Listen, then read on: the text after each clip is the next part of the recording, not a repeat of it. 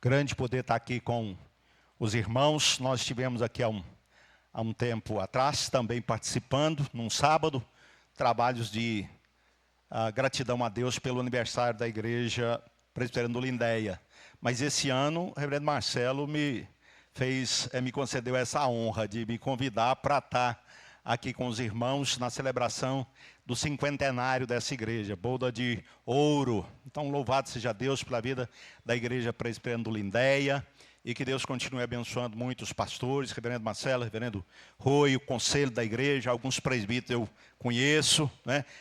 Eram presbíteros da minha época e hoje ou são presbíteros ou então em disponibilidade, mas nós conhecemos alguns rostinhos aqui que são antigos, Lídia e alguma turminha aqui que a gente conhece, a Claudiane, essa turma aí a gente conhece, essa turminha, e outros que eram crianças da nossa época, que hoje eu não conheço mais, porque ficaram mais feios, né? E eu fiquei mais bonito, então ficou aí mais difícil para a gente manter na mente essa lembrança. A Noeli, não esqueça da Noeli nunca, do Salgados Gostoso, do curso que ela deu de salgado, e nós fizemos, eu fiz mais pela comida do que por propriamente aprender, né, a fazer salgado, mais por comer, mas foi um tempo muito bom. Nós passamos aqui 3 anos, depois o reverendo Antônio Speb veio para a igreja aqui, e eu fui para Brasil Industrial e Independência. Depois fui para Brasília, passei 14 anos em Brasília.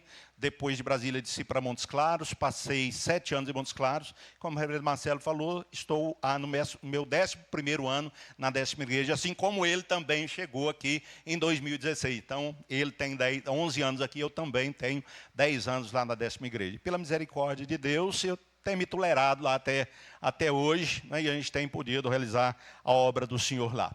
Miriam não pôde vir, Miriam está com o Mateus. Os irmãos mais antigos sabem que eu tenho um filho que é autista. Descobriram agora recentemente que ele é autista, ele tem má formação cerebral, ele tem uma série de problemas. É um bebezão de 30 anos, mas a cabecinha de 2,5, 3 anos. É um bebezão. E hoje Miriam não tinha quem ficasse com ele em casa para ela poder vir. Ela queria muito vir, mas teve que ficar com ele em casa porque ele tem a hipersensibilidade auditiva, onde tem muita gente falando junto, cantando, ele começa a se morder e é difícil para ele, né, conviver num ambiente desse. Mas graças a Deus que o coração dele pertence ao Senhor, é crente. Ouve lá no quarto dele os hinos, os cânticos. Tem dia que ele está mais fervoroso, tem dia que ele está menos fervoroso, mas faz parte da vida do crente. Tem dia que a gente está mais fervoroso, tem dia que a gente está menos fervoroso, mas o coração dele é do Senhor.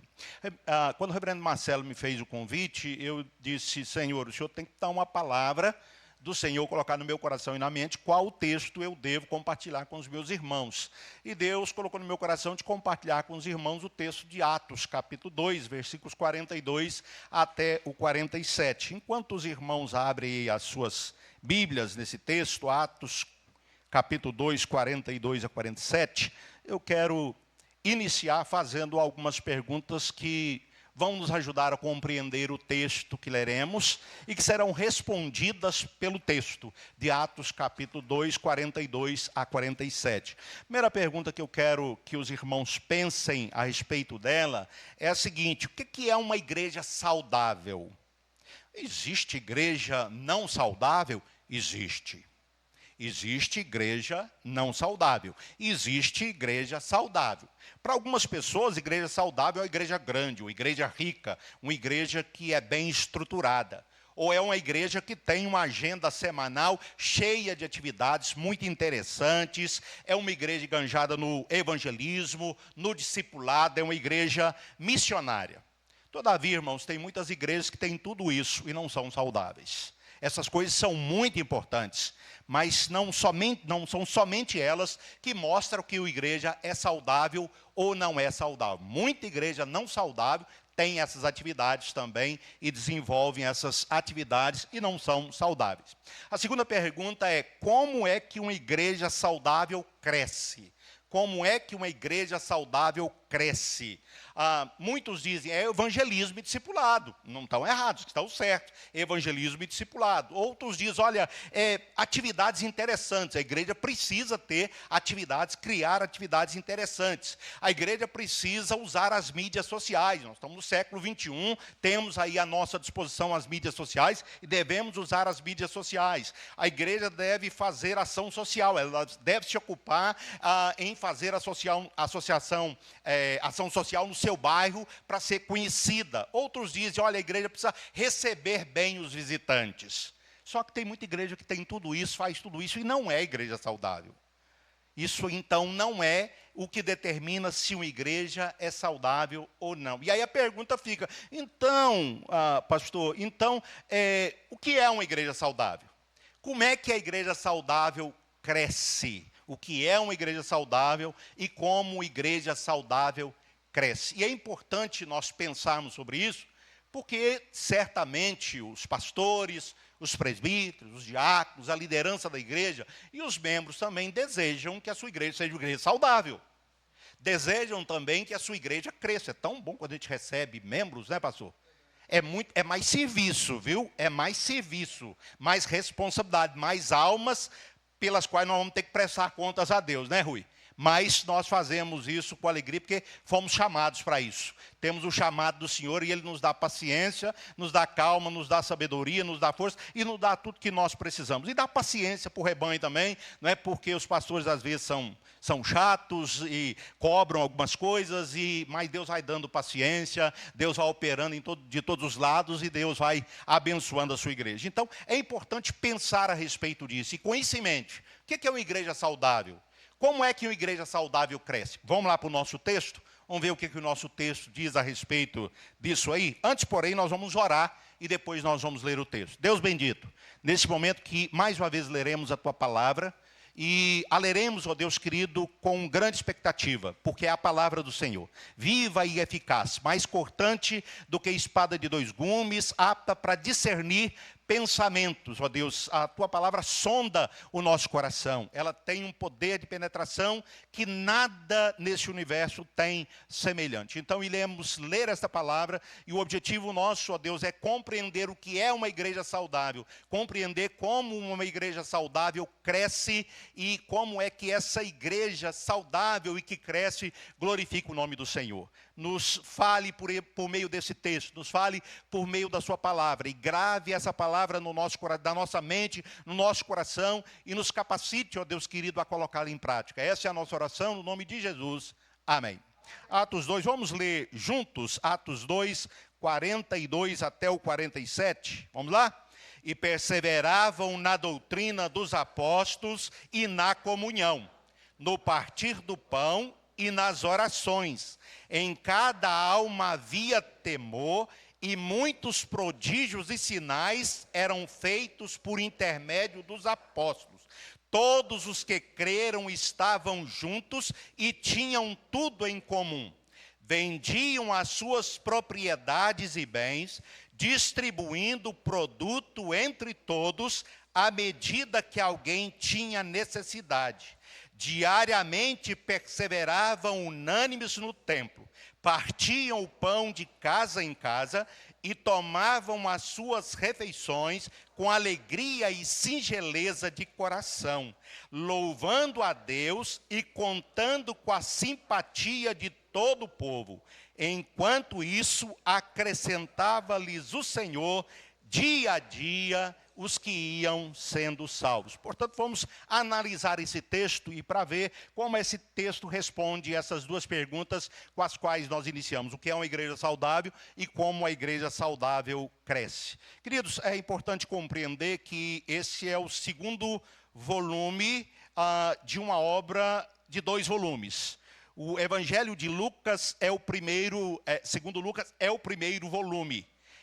O livro de Atos é o segundo volume de Lucas. Os dois foram escritos por Lucas, pelo doutor Lucas. Ele era médico amado. Ele fez uma pesquisa, ele não foi testemunha ocular, né, daquilo que Cristo ensinou, daquilo que Cristo fez. Ele não iniciou a sua caminhada lá no princípio com Cristo, mas depois ele se tornou companheiro de Paulo nas viagens de Paulo, na obra missionária. A gente vê isso claramente no livro de Atos, quando ele começa a usar o pronome nós. Antes ele estava falando, Paulo estava fazendo isso, aquilo. Depois ele começa a falar, nós chegamos a tal cidade. Então aí ele está presente, ele começa a trabalhar também na obra missionária. Então, no primeiro livro dele, no primeiro volume, no Evangelho segundo Lucas, ele descreve o que Jesus Cristo fez quando aqui esteve. No livro de Atos, Lucas vai mostrar para nós o que Jesus continuou fazendo através dos apóstolos, pela ação do Espírito Santo na vida deles. Ou seja, o que Jesus continuou fazendo através da sua igreja. A igreja vai dar sequência à missão iniciada pelo Senhor Jesus Cristo, quando ele chama 12 apóstolos, ele os treina, faz deles pescadores de homens, e ele os envia e os capacita com o seu Espírito para que eles possam dar sequência ao ministério do Senhor Jesus Cristo. E eles então se tornam o fundamento humano da igreja. Cristo é o fundamento da igreja, mas Cristo, ele chama homens, ele capacita homens e ele usa homens para liderar a sua igreja. Homens chamados e capacitados por ele. Aqui no capítulo 1, então, ele mostra Jesus depois da ressurreição. Ele ainda permaneceu 40 dias com os seus discípulos, e o assunto foi mais reservado de Jesus e dos seus 12 apóstolos. Ele estava falando a respeito do reino de Deus, e ele disse para eles, olha, vocês não vão se ausentar de Jerusalém enquanto não cumprir a promessa que do Pai vocês ouviram, e a promessa a qual ele faz referência é aquela promessa lá de Joel capítulo 2, versículo 28 a 30, a descida do Espírito Santo, ou o envio do Espírito Santo, o derramamento do Espírito Santo. E Jesus Cristo, então, avisa para eles não saírem de Jerusalém, e eles permanecem. E eles agora, então, estão orando no primeiro dia, e Jesus Cristo foi assunto aos céus, e a igreja continuou orando. Nesse primeiro momento, a igreja estava em oração. O que a igreja estava fazendo nesse primeiro momento aí, no início da igreja? A igreja estava orando. E numa dessas reuniões de oração, no primeiro dia, no dia do Senhor, um vento, o som como de um vento impetuoso surgiu no meio deles, e línguas como de fogo foram distribuídas entre eles, e eles passaram a falar em línguas, mas não em línguas não conhecidas pelos homens, mas idiomas, línguas que eram faladas pelos homens, por pessoas que estavam ali em Jerusalém naquele dia, para a celebração da festa de Pentecoste. Interessante que aqui nós temos então o derramamento do Espírito Santo, e ele é derramado na festa de Pentecoste, e pessoas representando o mundo inteiro estavam em Jerusalém. E interessante que Lucas, o objetivo dele aqui é mostrar para nós como é que Deus, ele opera a nossa redenção. O que nós temos aqui em Atos capítulo 2, o derramamento do Espírito Santo, é uma reversão daquilo que aconteceu lá em Gênesis, a Torre de Babel. O povo se reuniu, mas reuniu contra Deus. O propósito era de afrontar a Deus. Como dizendo, tá, o Senhor nos expulsou do jardim, fica aí com o seu jardim, nós vamos aqui construir uma cidade para nós, só nossa, e nós vamos cercar essa cidade de muros, vamos nos reunir aqui, não vamos nos espalhar, e nós vamos tornar o nosso nome célebre, e nós vamos construir uma torre cujo topo atinja os céus. Ou seja, eles estavam fazendo justamente o contrário daquilo que Deus havia orientado ao homem para poder fazer. Então Deus desce, Deus confunde a linguagem deles, e eles não se entendiam mais, e tiveram que abandonar o projeto, e aí nós temos o cumprimento da vontade de Deus acontecendo, o povo espalhando. Porque Deus havia dito para Adão, lá no Éden, antes do pecado, que ele devia crescer, multiplicar, deveria espalhar. Começa no Jardim do Éden. O Jardim do Éden é o templo, é o santuário. Deus se manifesta ou mantém uma relação íntima com o homem que ele criou no Jardim do Éden. O homem, então, ali no Santo dos Santos, onde Deus se manifestava, o homem mantinha comunhão com Deus, mas o homem pecou, desobedeceu a Deus. E ele perdeu o acesso ao Santo dos Santos, perdeu acesso ao Jardim do Éden. E ele perdeu acesso à comunhão com Deus. E a partir daí, ele começa a se afastar cada vez mais do jardim, cada vez mais se afastar de Deus. Mas Deus, ele tem um plano, e o plano de Deus é um plano que ele estabeleceu na eternidade. E esse plano de Deus, ele então passa a sua execução. Esse plano foi primeiramente anunciado ao próprio Adão e a Eva, aos nossos primeiros pais. Quando eles ouviram, quando Deus estava amaldiçoando a serpente, Deus dizendo que por inimizade entre a serpente e a descendência da serpente, a mulher e a descendência da mulher. E ele diz que a descendência da serpente feriria o calcanhar do descendente da mulher. E que a serpente, então, feriria o calcanhar, mas que o descendente da mulher, ele esmagaria a cabeça da serpente. Esse é o proto-evangelho, esse é o primeiro evangelho. Então, Adão e Eva, eles creram nessa promessa. Perguntar, Adão e Eva pecaram contra Deus? Sim, pecaram contra Deus. Como representantes, trouxeram sobre si a morte como consequência do pecado? Trouxeram. Mas o que aconteceu com eles? Eles foram salvos. E eles foram salvos pela graça de Deus. Eles ouviram essa promessa, eles creram nessa promessa. Tem evidência disso? Claro que tem. Eva, quando nasce o seu primeiro filho, ela diz, olha, agora nasceu aquele que vai esmagar a cabeça da serpente. Só que ele foi morto pelo seu próprio irmão. Né? E houve então esse problema em família, a semente da mulher foi anulada, mas Deus traz Sete depois e Deus continua protegendo a semente da mulher. É Deus quem protege. É Deus quem a protege, é Deus quem a guarda. Então Deus protege, Deus guarda a igreja dele. Se não fosse isso, a igreja, ela não prevaleceria. E Jesus disse, olha, eu vou edificar a minha igreja e as portas do inferno não vão prevalecer contra ela. Melhor tradução aí não é inferno, a melhor tradução aí, morte, é morte, as portas da morte. Ou seja, nem a morte pode destruir a igreja do Senhor Jesus Cristo. A morte pode nos tirar da igreja militante. Mas ao morrermos, nós estaremos já com os queridos que estão na presença do Senhor, na igreja triunfante. Então nós nunca sairemos, nunca seremos tirados da igreja do Senhor Jesus Cristo. Morte, como diz Paulo, nem morte, nem vida, nem altura, nem profundidade, nem fome, nem nudez, nem perigo, nem espada, nada disso pode nos separar do amor de Deus que está em Cristo Jesus. Então nós podemos ter essa convicção de que a igreja, ela é guardada por Deus, ela é protegida por Deus, ela é sustentada por Deus, e ele faz isso por misericórdia. Deus é quem mantém, não somos nós que mantemos, é Deus quem mantém a igreja dele. É claro, irmãos, nós temos a nossa responsabilidade, nós temos os nossos deveres, mas sem a capacitação de Deus nós não os realizamos. Mas então ele fala do derramamento do Espírito Santo, que reverte lá a Torre de Babel, o fenômeno da Torre de Babel, lá a confusão de línguas, aqui o povo está entendendo as grandezas de Deus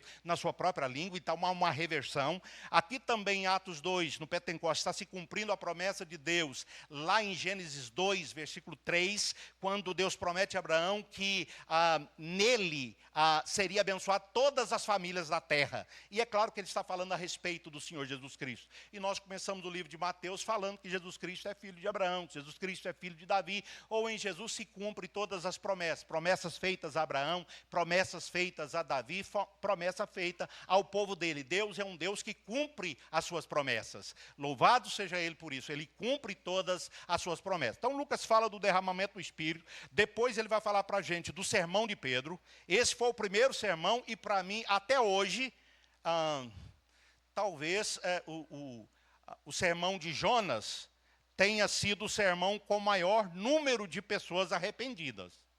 Uma cidade inteira, quase 120 mil pessoas. Né? Mas o sermão dele foi um sermão, ainda 40 dias a cidade será subvertida. Ó, tá doido, que sermão, hein? Que sermão pesado, hein? Já pensou? E uma cidade inteira se arrependeu. Então, irmão, nós não temos que ter medo de pregar o evangelho, não. Jonas pregou o evangelho que Deus deu para ele, a palavra de Deus. Ainda 40 dias, Nínive será subvertida. E o povo reconheceu os seus pecados, se voltou para Deus e a cidade foi poupada. Então nós temos que pregar o evangelho, temos que pregar o evangelho verdadeiro. E Pedro então prega o evangelho e na pregação dele, ele defende, porque muitas pessoas ao ver aquelas línguas sendo faladas, eles disseram, esse povo está bêbado, esse povo está bêbado. E Pedro então se levanta, cheio do Espírito Santo, ele diz, não. Eles não estão bêbados, são 9 horas da manhã. Não tem condição, o que está acontecendo aqui hoje é o que o profeta Joel falou. Então ele usa a Bíblia.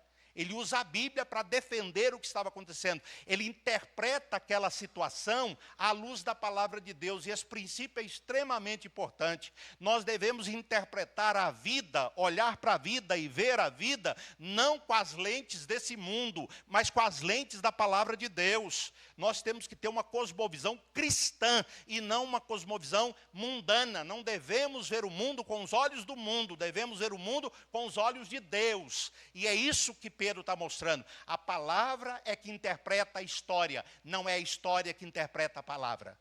A palavra é que interpreta a história, que explica a história. E esta é a explicação que nós temos que ter na nossa mente. Pedro prega cheio do Espírito, ele prega um sermão duro também. Sabe, Jesus, Deus o mandou e vocês o mataram. Vocês o crucificaram e por mãos de Nico. Mas vou dizer para vocês, vocês fizeram isso porque Deus já havia predeterminado isso.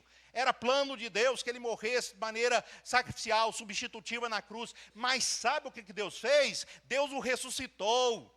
Deus o ressuscitou e o fez Senhor e Cristo. Então ele fala da morte, ele fala da ressurreição e ele fala da exaltação do Senhor Jesus Cristo. No seu sermão, Pedro, ele desenvolve uma cristologia extremamente profunda, falando a respeito do Senhor Jesus Cristo. E depois, então, dele falar, o Espírito Santo compungiu o coração das pessoas, dilacerou o coração das pessoas, fez doer de verdade o coração das pessoas. E elas, então, perguntaram, o que é que nós temos que fazer? O que é que nós precisamos fazer? Arrependam-se dos seus pecados. E coloque a sua fé nesse Jesus que morreu, mas que Deus ressuscitou e que é Senhor. E vocês então terão perdão de pecados e vocês receberão o Espírito Santo. E quase 3.000 pessoas se convertem.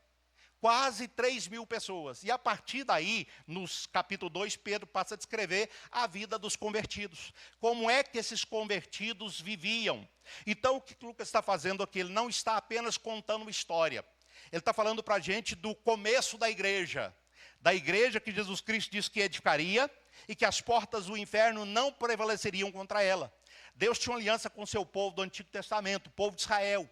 Mas já lá no Antigo Testamento, Deus deixa bem claro que o desejo dele é que homens de todas as línguas, tribos, povos e nações louvem e exaltem a Deus. Deus procura verdadeiros adoradores que o adorem em espírito e em verdade. É isso que Deus está procurando. Ele está restaurando o homem à sua condição de adorador de Deus. O homem é adorador, porque ele foi criado por Deus para ser adorador. Se ele não adora a Deus, ele vai adorar alguém ou ele vai adorar alguma coisa. Nós somos essencialmente adoradores. Nós adoramos alguma coisa. Se não é Deus, nós adoramos a nossa casa, o nosso carro, a nossa família, o nosso trabalho, o nosso conforto, a nossa segurança. Nós vamos adorar alguma coisa se nós não adoramos a Deus. Então Deus, ele vem restaurar em nós essa condição de adoradores de Deus, aqueles que adoram a Deus em espírito e verdade. Como Jesus disse para a mulher samaritana, vem a hora e já chegou em que o Pai procura verdadeiros adoradores que o adorem em espírito e verdade. Jesus disse que essa hora viria e ao mesmo tempo ele diz, essa hora já chegou. Eu estou aqui para buscar verdadeiros adoradores e para capacitar esses adoradores a adorarem o Pai em espírito e verdade. E não somente pela obra dele, mas pelo Espírito Santo dele que ele iria conceder. E aí então, meus queridos, ele passa a descrever como é que essa igreja vivia, como é que os irmãos viviam, esses convertidos viviam. Em primeiro lugar, ele diz que essa igreja era uma igreja fundamentada na palavra. Essa, então, é a primeira característica de uma igreja saudável. Ela é fundamentada na palavra de Deus. O texto diz que eles perseveravam na doutrina dos apóstolos. O termo perseverar aqui, no original, ele traz a ideia de constante, de algo que é feito constantemente, de algo que é feito com firmeza, com convicção, de um compromisso. Então, eles tinham um compromisso, eles tinham uma aliança. Eles estavam aliançados com Deus por meio do Senhor Jesus Cristo. Estavam num relacionamento de aliança com Deus por meio do Senhor Jesus Cristo. Eles não apenas escutavam ou ouviam a palavra de Deus, eles obedeciam a palavra de Deus. Eles criam que ela era a palavra de Deus e eles liam a palavra e eles obedeciam a palavra de Deus.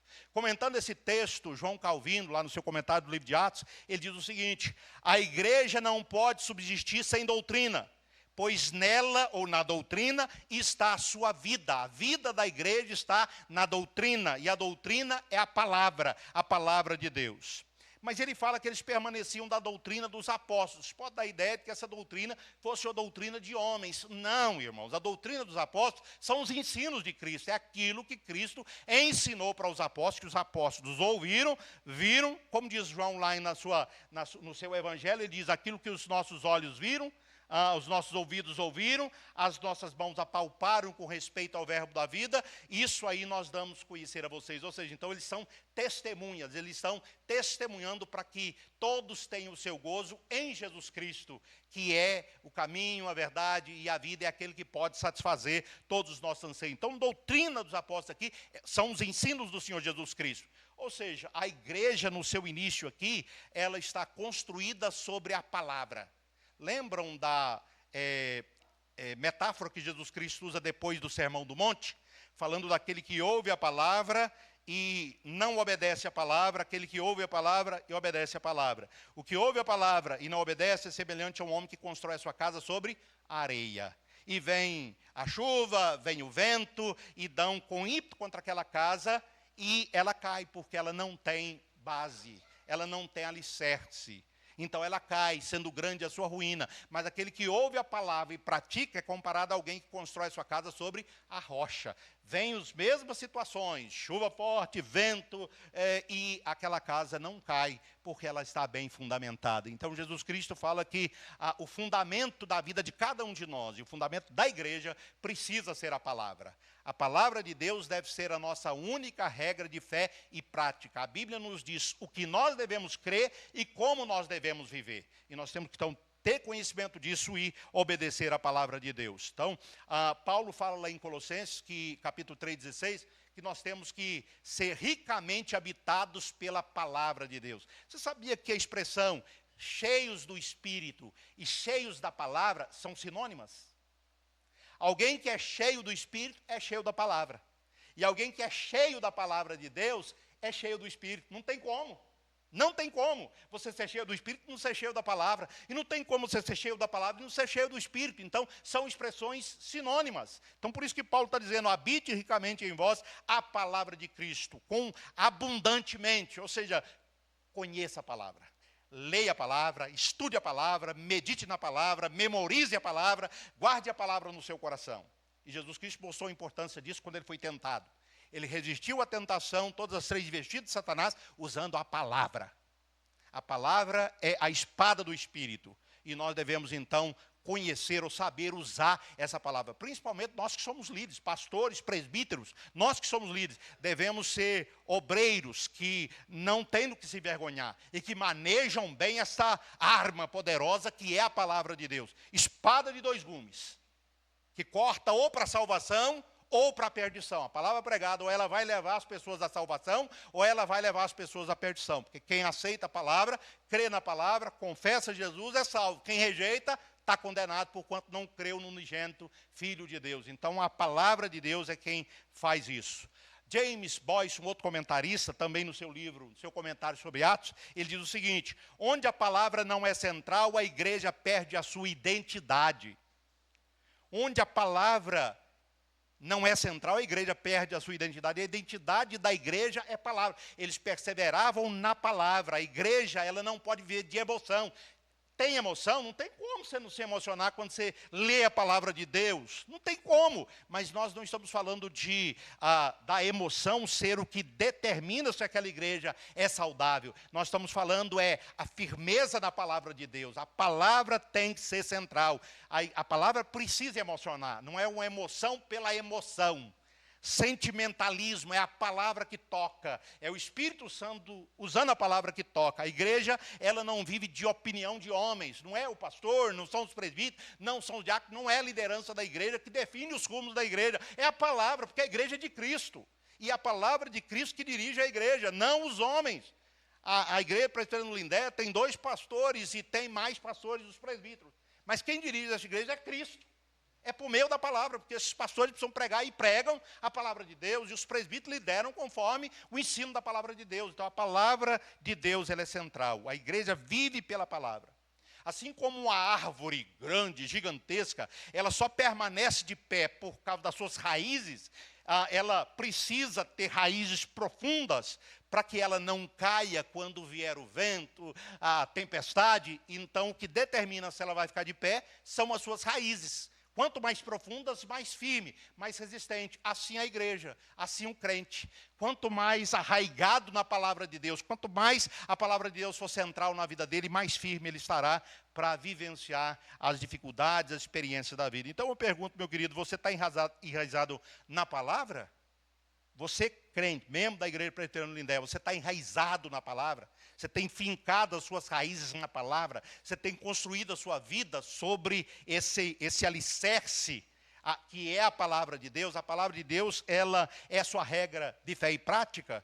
Você lê a Bíblia? Você medita? Você vive de acordo com a palavra de Deus? Ou apenas você a escuta esporadicamente?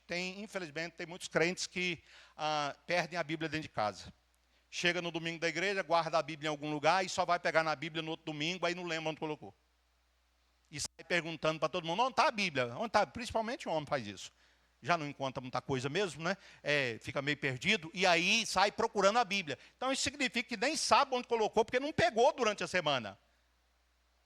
Não pegou durante a semana a palavra para ler, para meditar. Mas em segundo lugar, uma igreja saudável, ela é uma igreja que vive em comunhão. O texto diz que eles perseveravam na comunhão. Comunhão aqui não significa só estar junto, só estar reunido. Comunhão significa muito mais do que isso. Comunhão significa participação, significa partilha, significa vida em comum. Viver uns com os outros, juntos, né, cumprindo os mandamentos recíprocos. Como, não sei se os irmãos já tiveram a oportunidade de estudar, uma série de lições que tem como título Uns aos Outros.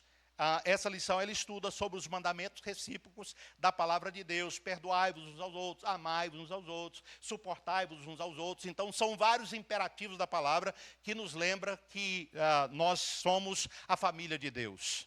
Nós somos o povo de Deus, a família de Deus, e somos irmãos em Cristo, e precisamos cuidar uns dos outros, precisamos zelar uns pelas vidas dos outros. E o texto diz não somente que eles perseveravam na comunhão, mas diz também que todos estavam juntos e tinham tudo em comum. Eles tinham tudo em comum. João Calvino, sobre esse versículo, ele diz assim: o amor fraternal leva os fiéis a não a considerarem seus bens como exclusivamente seus. Isso aqui que eu tenho, Deus me deu, mas Deus não me deu só para mim. Deus me deu para que eu pudesse usar para a glória dele, para o bem dos meus irmãos, para o bem da minha família. Então eu não tenho como exclusivamente meu nada que Deus me deu. Eu sou apenas mordomo. Nós não somos donos de nada. Tudo que nós temos foi Deus quem nos deu. Quem nós somos, o que temos foi Deus quem deu. Você não é dono de nada. Você veio para esse mundo, você não trouxe nada. Nem roupa você trouxe. Você vai morrer, eles vão te vestir uma roupinha bonita, ou então não tão bonita assim, mas vão te vestir uma roupinha, e o que você juntou durante a sua vida, você não vai levar. Caixão não tem gaveta. Caixão não tem gaveta, você não vai poder levar aquilo que você morre para conseguir aqui e vive com dificuldade e passa os apertos danados aí, privando você e a sua família e não sendo generoso, não praticando a misericórdia, pois vai ficar tudo aqui. Como diz Salomão, você morre para trabalhar, vai ficar aí alguém que vai pegar isso e você não sabe se essa pessoa que vai ficar com isso, ela é sábia para administrar ou não, se ele vai administrar com responsabilidade ou não. De repente você morreu para acumular. Aí vem outro lá que vai esbanjar tudo dentro do mês. Vai gastar tudo que você passou a vida inteira juntando, vai esbanjar dentro do mês. Eu digo assim para mim, olha, eu compro um chinelo, eu uso o chinelo. Eu compro um prato, eu uso o prato. Eu compro uma roupa, eu uso a roupa. Eu não vou deixar aqui para ninguém usar meu chinelo depois de mim. Vou pegar meu chinelo, vou deixar meu chinelo novo guardado por ocasião especial, né? uma ocasião especial, e aí você morre antes de chegar essa ocasião especial, e aí alguém vai usar o seu chinelo, alguém vai sentar no seu sofá, alguém vai, né, usar aquilo que você se poupou de usar aquilo ali. Então, meus queridos, é preciso a gente entender que nós somos apenas mordomos. Entre os primeiros convertidos, a comunhão não era teoria, ela era prática, ela era realidade. A comunhão cristã, diz John Stott, a comunhão cristã é uma participação comum em Deus, que se expressa no cuidado mútuo. Mas se nós somos irmãos, nós temos que nos cuidar, não temos? Nós temos que nos cuidar. Então, se somos irmãos em Cristo, nós temos que cuidar uns dos outros. E o texto lá de Hebreus, capítulo 10, 25, diz que nós não devemos deixar de nos congregar. Pelo contrário, nós devemos fazer a admoestação, ainda mais quando se aproxima o dia. Nós temos que nos incentivar uns aos outros à prática de boas obras. Nós temos que nos admoestar uns aos outros, temos que cuidar uns dos outros. Portanto, meu querido, se você vê um irmão em pecado, chega perto dele, chora com ele, ora com ele e confronta o seu irmão. E se você é o irmão que cometeu o pecado, quando o irmão te procurar e para confrontar você com a palavra, não feche a cara para ele, não se torne inimigo dele. É Deus quem o está mandando, se ele está usando a palavra de Deus como autoridade. Não é a ideia dele, não é o pensamento dele, não é o que ele acha, é o que a palavra diz. Já imaginou se o risco que Natã correu quando Davi adulterou com Batseba? Deus mandou Natã ir lá e falar com Davi. Já pensou? Vai lá e fala com o rei. Conta para o rei que ele pecou quando ele adulterou. Mas ele vai me matar. Ele é o rei. Ele vai me matar. Mas vai lá e fala. E não, Natã, ele chegou e contou uma historinha. Ele foi sábio, Deus deu para ele sabedoria. Ele contou uma historinha. E aí o rei, quando ouviu a historinha, ficou bravo. Esse homem tem que morrer. Aí ele apontou o dedo e falou, pois esse homem é o senhor acabou de dar sentença para o senhor. Não foi eu quem deu, foi o senhor mesmo quem deu a sentença para o senhor. Esse homem é o senhor. E Davi então diz, eu pequei contra o Senhor. E ele diz, pois Deus te perdoou também. Mas a espada não vai sair mais da sua casa. Davi, o rei, foi confrontado por um profeta. Deus usou um profeta para confrontar um rei.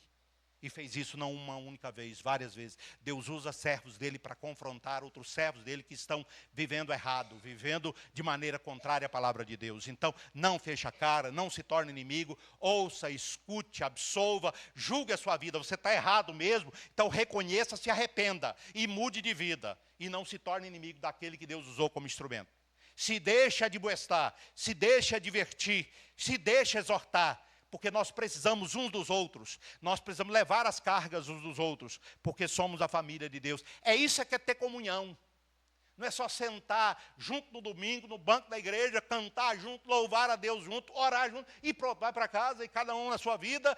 Seu irmão está doente, eu não estou nem sabendo, não estou nem orando por ele, não estou nem preocupado. Se ele é falta da igreja, faltou. E eu não vou nem ligar para ele para saber por quê, o que ele está enfrentando. Não é assim que funciona, isso não é comunhão. Mas naquela igreja havia comunhão. Meus queridos, uma brasa, enquanto ela está lá dentro do braseiro, junto com as outras brasas, ela mantém o calor dela. Mas quando ela é tirada do braseiro, ela perde o seu calor. Ela esfria, assim é um crente. O crente que vive em comunhão com os irmãos e participa da vida comum da igreja, dos momentos de comunhão da igreja, ele é aquecido. Ele é fortalecido. Pastor, mas essa igreja tem muito defeito. Tem mesmo. E alguns dos defeitos dessa igreja, eles existem por sua causa. Por sua causa. Porque você tem contribuído com os seus defeitos. O outro irmão também contribui com os defeitos dele. Se nós fôssemos perfeitos, nós não estaríamos aqui na igreja. Nós estaríamos no céu. Não estaríamos aqui na igreja. A igreja é como um hospital. Tem gente que já está bem adiantada da recuperação, mas tem gente que está no CTI. Tem gente que está no CTI. Isso é igreja. Igreja é um hospital. Igreja é um hospital. Então tem defeito? Tem. É composta por homens. Falhos, pecadores. Como é que ela não vai ter defeito? Tem. Mas quando a gente começa a apontar muito defeito dos outros, é porque, já viu aquela história do camarada que foi para o médico e falou com o médico, doutor, eu estou com o corpo todo doendo. Meu corpo está todo doendo, doutor. Eu não sei o que eu tenho. O senhor precisa pedir uns exames aí para descobrir o que eu tenho. Se eu pôr a mão aqui, está doendo. Se eu pôr a mão no joelho, está doendo. Se eu pôr a mão na cabeça, está doendo. Aí o médico falou, deixa eu ver seu dedo. Olhou o dedo dele, não, seu dedo está quebrado. O dedo que estava quebrado. Então, qualquer lugar que ele colocasse o dedo, estava doendo mesmo, é claro, estava doendo. Mas era o dedo que estava quebrado. Então, meu querido, você fica apontando o dedo para os outros e vendo o pecado dos outros, mas você esquece do seu. Jesus diz, tira primeiro essa trave, essa tora que está aí no seu olho, para depois você ser instrumento de Deus para corrigir o erro do seu irmão. Então, conserte a sua vida e depois seja instrumento nas mãos de Deus para você ajudar o seu irmão. Isso é comunhão. Isso é comunhão. Se eu me preocupo com você e eu ver você errado, eu vou te dar uma bronca. Eu tinha um presbítero em Brasília que ele chegava perto da gente, ele xingava a gente, o Marcelo. Aí um dia a esposa chegou perto de mim e falou assim, ô pastor, se o Antônio xingar o senhor, não fica chateado não, é porque ele gosta do senhor. Se ele não gostasse, ele não falava nada com o senhor. A maneira dele de demonstrar que gostava é de, vendo você fazer alguma coisa errada, ele vai te repreender para que você deixe de fazer a coisa errada, porque ele gosta de você. Ele não quer você errando, ele quer você fazendo a coisa certa. Então, se alguém chega e é instrumento de Deus, receba. Pondere, pare, pense. Não recuse isso. Mas aquela igreja também era uma igreja saudável, porque ela era uma igreja que adorava a Deus com temor e também com alegria. Havia temor e havia alegria. Parece que essas duas coisas não podem caminhar juntas, né? Temor e alegria, reverência e alegria. Como é que essas duas coisas vão caminhar juntas? Mas caminha. Na igreja do Senhor Jesus Cristo caminha. Quando é o Espírito Santo que age, caminha. Ele mantém a unidade. Cristo cria a unidade e o Espírito Santo mantém a unidade da igreja. E essas coisas caminham. Mesma coisa caminha junto à responsabilidade humana e à soberania de Deus. Alguém perguntou para um famoso aí, de alguns séculos atrás, como é que você concilia a doutrina da responsabilidade humana com a soberania de Deus? E ele diz assim, mas amigos precisam ser reconciliados? Amigos precisam ser reconciliados? É claro que não precisam. Nós estamos olhando aqui essas doutrinas que parecem paradoxais, contraditórias. Nós estamos como que numa linha férrea. No lugar que você está, você vê dois dormentes que estão seguindo. Lado a lado, paralelamente. Mas quando você olha bem lá para frente, você tem a ilusão de que eles se encontram. Tem muita coisa que a gente não entende, mas que Deus reservou para ele. Como diz Deuteronômio 29, as coisas reveladas pertencem a nós para que nós as cumpramos, mas as não reveladas pertencem a Deus. Então não devemos ficar prescrutando. Se viver aquilo que Deus já revelou, já é muita coisa para nós, e a gente ficar querendo descobrir coisa que não é da nossa alçada, pertence à economia de Deus. Então, aqui ele está dizendo que nós devemos adorar a Deus com temor e com alegria. Porque diz assim, olha, em cada alma havia temor, e eles louvavam a Deus. Temor aqui é reverência. A palavra que aparece aqui no original é phobos. Phobos pode dar a ideia de uma fobia, um medo que paralisa, medo paralisante. O povo de Israel, de certa forma, enfrentou, passou por essa experiência, lá no Monte Sinai. Quando Deus desce no monte tremendo, fumegando, e relâmpagos, trovões e nuvem, e Deus falando, e o povo fala assim, Moisés, pelo amor de Deus, fala você com a gente, e Deus não fale com a gente. Não é para vocês subir no monte, você está doido, eu não vou nem chegar perto desse monte aí. Vou nem chegar perto dele. Olha o que está acontecendo lá em cima. Olha o Deus, olha, é Deus quem está lá, está doido. Eles ficaram apavorados com a manifestação de Deus. E olha que só viram sinais que evidenciavam a presença de Deus. Eles não viram Deus, mas eles ficaram cheios de medo. Só que esse mesmo Deus lá do Antigo Testamento que se manifestou dessa maneira, se manifestou no Pentecoste, distribuindo línguas como de fogo, falando das suas grandezas a benefício da nossa redenção, da nossa salvação. E o escritor aos Hebreus diz que nós chegamos não ao Monte Sinai, mas nós chegamos ao Monte Sião. O povo, conduzido por Moisés, chegou no Monte Sinai para receber a lei de Deus. Nós, conduzidos por Jesus, chegamos no Monte Sião, onde está o templo, onde Deus foi adorado, onde Deus foi servido. Nós somos conduzidos ao Monte Sião, à presença de Deus. A separação ela foi desfeita. Quando Cristo morreu na cruz do Calvário, o véu se rasgou de alto a baixo. E nós fomos reconciliados com Deus. Tivemos a nossa amizade restaurada com Deus. Deus não é mais seu inimigo. Você não é mais inimigo de Deus por causa do pecado. O pecado nos tornou inimigos de Deus. E Deus nossos inimigos. E nós inimigos uns dos outros. Mas em Cristo Jesus nós somos reaproximados de Deus e uns dos outros. Portanto, nós temos que glorificar a Deus. É claro, nos aproximar dele com essa reverência, esse reconhecimento que estamos diante de um Deus que é santo, mas ao mesmo tempo com santa liberdade. Com o escritor de Hebreus fala, olha, nós devemos nos aproximar dele pelo novo e vivo caminho que ele nos consagrou pelo véu. Mas a maneira de nos aproximarmos dele é purificada a consciência de obras más. E o coração limpo, purificado pelo sangue de Cristo. Transformados, regenerados, com a disposição de servir a Deus. Calvino diz assim, o temor de Deus é a reverência que conduz à verdadeira adoração. O temor de Deus ao qual o texto está se referindo é a reverência que conduz à verdadeira adoração. Também o escritor aos Hebreus diz em 12:28 o seguinte, sirvamos a Deus com reverência e temor. Stott diz assim, a igreja primitiva unia alegria vibrante com profunda reverência diante de Deus. Na verdade, irmãos, essa alegria diante de Deus é uma alegria totalmente respeitosa. É uma alegria, é um espanto, é um santo espanto. Não de medo, porque a ira de Deus já foi aplacada. Deus não está mais irado conosco como esteve antes da cruz de Cristo. Deus já não está mais irado comigo ou com você. Eu não preciso mais temer o peso da mão de Deus, porque Deus já pesou a sua mão sobre o seu próprio filho naquela cruz, para que não tivesse que pesá-la sobre eu e sobre você por causa dos nossos pecados. Então eu me aproximo tendo essa consciência, com santo espanto, admiração, com louvor verdadeiro no coração. Como não vou louvar a um Deus como esse? Como não vou fazer isso com todo o meu ser? Como não vou derramar o meu coração na presença dele com toda alegria, mas com toda a reverência, porque ele é um Deus santo. Ele é um Deus santo. Santo, santo, santo é o Senhor dos exércitos. Meus queridos, então, nós precisamos compreender que precisamos adorar a Deus com temor, com reverência. Tem que haver reverência no culto. Algumas igrejas até colocam o versículo, né? Guarda o teu pé quando entrares na casa do Senhor.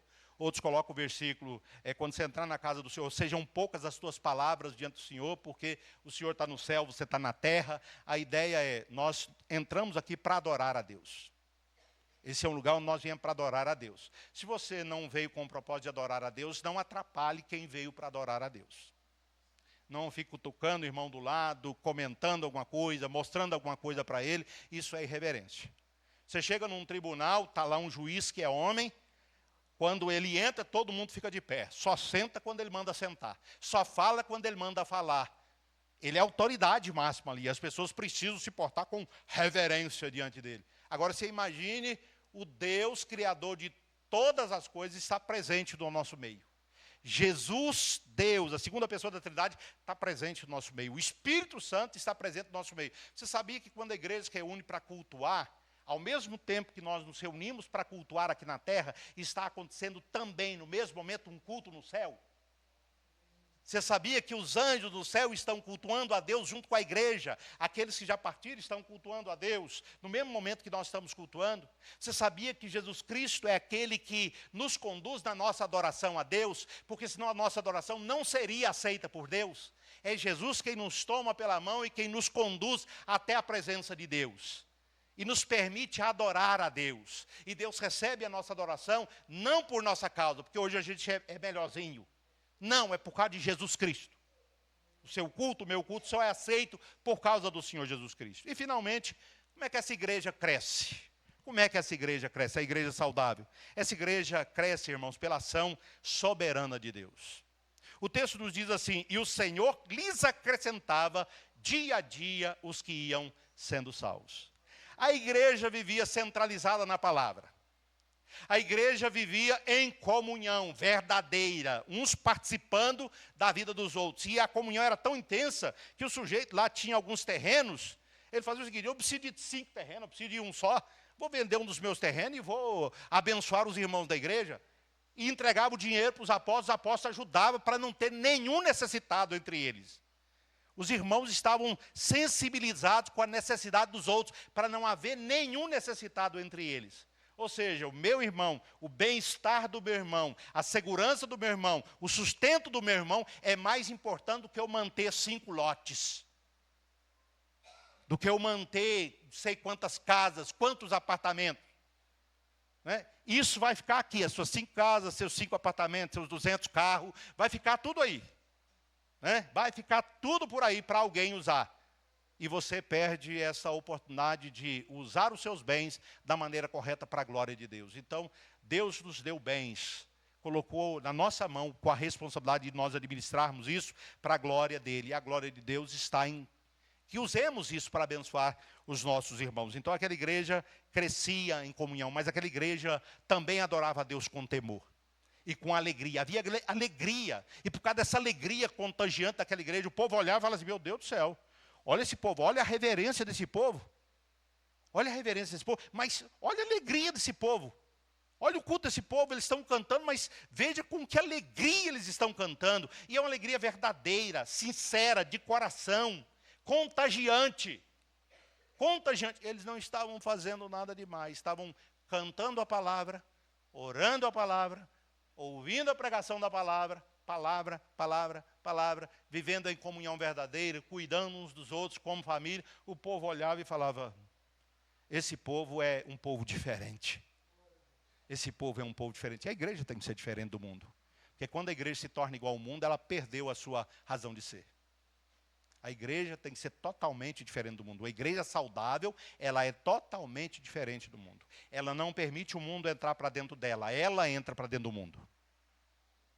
Ela entra para dentro do mundo com o seu testemunho. Sal e luz. É a identidade e a missão da igreja. Jesus disse que nós somos sal da terra e luz do mundo. Ele diz: vocês são. Então ele está falando daquilo que a gente é, da nossa identidade. E ele está dizendo que nós somos sal e somos luz. Ou seja, nós temos que influenciar.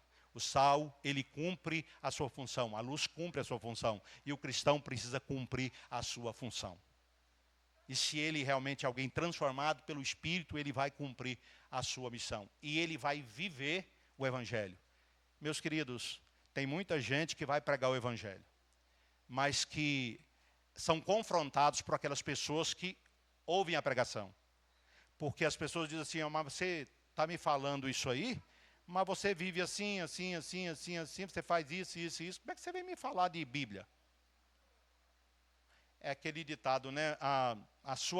O seu testemunho fala tão alto que eu não consigo escutar as suas palavras. A autoridade está em você viver. Você vivendo a palavra de Deus, você já está dando um testemunho da palavra de Deus. Ele está dizendo que é Deus quem traz o crescimento, e Ele quem traz o crescimento. Mas também está dizendo o texto que a igreja permanecia na palavra. A igreja mantinha comunhão. A igreja adorava com temor e alegria. Ou seja, a igreja trabalhava. A igreja trabalhava cumprindo a palavra, obedecendo a palavra. E Deus trazia o crescimento. Irmãos, isso para nós pastores, isso é um alívio gigantesco. Sabe por quê? Porque a gente passa a ter consciência, reverendo Marcelo e reverendo Rui, que fazer a igreja crescer não é nossa responsabilidade. É nossa responsabilidade trabalhar, pastorear o rebanho, cuidar do rebanho, dar o alimento saudável para o rebanho, orar pelo rebanho do Senhor Jesus Cristo e conduzir o rebanho do Senhor Jesus Cristo para viver conforme a palavra. E o crescimento vai vir como resultado natural dessa vida. Vai vir como resultado natural. Então, eu não tenho que fazer a igreja crescer. Que alívio. Quem faz isso é o Espírito Santo. Eu prego. Reverendo Marcelo, reverendo Rui, nós pregamos. mas o resultado não é responsabilidade nossa. É do Espírito Santo. É do Espírito Santo. Então, meus queridos, essa é uma igreja saudável. Permanece na palavra. É uma igreja que mantém comunhão verdadeira, sincera. É uma igreja que adora a Deus com temor, com reverência, mas com alegria, com singeleza, com sinceridade de coração. E é uma igreja que depende do Espírito Santo de Deus para todas as coisas. Totalmente dependente. Não confia no caixa, não confia na habilidade dos homens, mas confia no poder do Espírito Santo. É uma igreja que não confia em estratégias. Estratégia é muito boa, mas se não é usada sob a direção do Espírito Santo, ela cria mais problema do que traz solução, mais traz dificuldade do que abençoa. Então nós devemos ser totalmente dependentes do Espírito Santo. E o crescimento vai vir naturalmente. Que Deus continue abençoando a igreja Presbiteriana do Lindeia. Certamente essa igreja é uma igreja saudável, mas ainda não é tão saudável quanto precisa ser. Qualquer igreja, por mais saudável que seja, ela precisa continuar buscando ser uma igreja saudável. É igual você. Você está saudável, não está? Mas você precisa continuar cuidando da sua saúde, porque senão você vai perder a sua saúde. Então é uma responsabilidade sua cuidar da sua saúde para você não perdê-la. Você vai ter enquanto você cuidar dela. Se você parar de cuidar, você vai perder. Então a igreja precisa manter-se ativa, atuante, firmada na palavra, vivendo em comunhão e adorando a Deus com sinceridade de coração. E ela vai crescer, Deus vai trazer crescimento. Você vai ver gente chegando. Vai ver gente chegando, como a gente viu hoje e vai continuar vendo. E vai continuar vendo. Eu pastoreei aqui há 34 anos atrás. Primeira igreja minha. Muitas carinhas aqui, eu lembro delas. E estão presentes aqui ainda. Glória a Deus por isso. Mas muitas outras caras novas. Muitas outras caras novas. Louvado seja Deus por isso. Muitas pessoas novas chegaram. Mais gente para trabalhar. Mais gente para servir a Deus. Que Deus continue abençoando a igreja Presbiteriana do Lindeia. 50 anos. Deus vai continuar renovando essa igreja até a volta de Cristo. E ela vai continuar trabalhando, vai continuar frutificando. E é responsabilidade sua. Quando eu digo igreja, eu estou falando para você. Como membro da igreja. Você é a igreja. Então é responsabilidade sua. Que Deus os abençoe grandemente. Grandemente. Para que continue firme nesse propósito. Viu, reverendo Marcelo?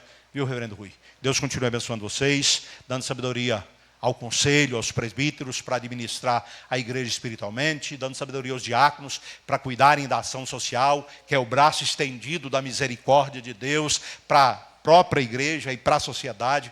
Que Deus continue abençoando, que essa igreja continue crescendo, para a honra e glória do nosso Deus. Amém? Vamos orar?